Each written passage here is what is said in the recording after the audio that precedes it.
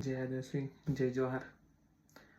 मित्रांनो, आज जे काही तुम्हाला सांगणार आहे ते घडमोड मूवीबद्दल आणि पहिला नंदुरबार भाषेतील म्हणजेच काही सह्याद्री रांगा ते सातपुडा रांगा या ठिकाणील सर्व आदिवासी बांधव असतील किंवा कोकणी बोलीभाषेतील जे काही बोलीभाषा बोलणारे असतील, या सगळ्यांनी तो मूवी नक्की बघावा असं मी वैयक्तिक म्हणतो.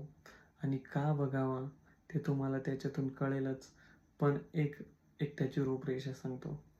तर आजकाल जे काही आपण स्वतःला निसर्गपूजक मानतो आणि आपण जंगल संपवण्याच्या तयारीत आहोत किंवा आपण जे काही शहरी भागात जाणं, त्यामध्ये मला असं वाटतं की आपली बोलीभाषा सुद्धा खूप महत्त्वाची ठरलेली आहे. आणि जंगलाचा विनाश का होतो तेही त्यातून समजून सांगितलेलं आहे. आणि जर विनाश झाला तर त्याचे परिणाम आपल्याला नंतर काय भोगावे लागतील हेही त्या मूवीमधून सांगितलेलं आहे. आणि त्यामध्ये आपण आत्ताच 9 ऑगस्ट आदिवासी दिन साजरा झाला, पण त्या मूवीमध्ये सुद्धा एक बिरसा मुंडांचा टी शर्ट घातलेल्या तरुणाला विचारलं जातं की सांग बिरसा मुंडा कोण होते. तो अडखळत सांगतो किंवा त्यांचा मृत्यू कधी झाला, त्यांचा जन्मदिवस कधी झाला, काय त्यांचा इतिहास काय, किती कोणाशी लढले, काय लढले, सर्व त्यांना विचारलं जातं आणि त्यांना सांगता येत नाही. ते अडखळत सांगतात आणि तिथून निघून जातात. म्हणजेच काय की आपल्याला खरंच विचार करण्याचं त्या मूवीमध्ये मांडलेलं आहे.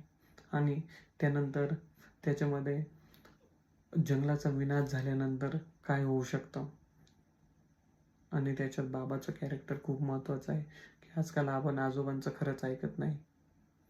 पण आजोबा जे काही म्हणतात की आमची पिढी खूप छान होती आणि प्रत्येक जुन्या जाणत्या लोकांचं हेच मत असतं की आमच्या पिढीने जे काही हाल भोगलेत ते तुम्ही भोगू नयेत.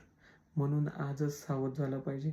आणि आपल्यामध्ये सुद्धा आपण जर काही सांगत असू तर आजकाल कोणी ऐकून घ्यायला तयार नाही. आणि त्याच पद्धतीने ते बाबा वेगळे राहतात.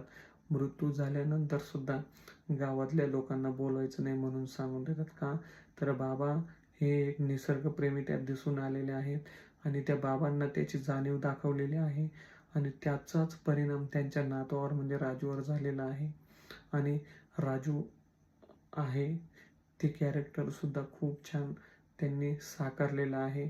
आणि खूप काही नवलच त्या सरांनी आपल्याकडची बोलीभाषा असतील, सर्व कॅरेक्टर असतील, ते आई म्हणून आहेत, त्या मॅडमांनी सुद्धा खूप छान ॲक्टिंग केलेलं आहे. सर्व कॅरेक्टर जे काही स्टोरी लिहिली, जे काही सर्व टीम, या टीमचे सर्व मनपूर्वक आभार मानतो आणि खूप छान.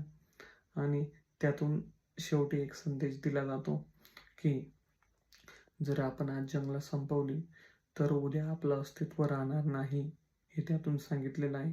कारण आजकाल सर्व प्राणी असतील ते आजकाल सर्व जंगलातून गावामध्ये शिरायला लागलेले आहेत, शिरायला लागलेले आहेत.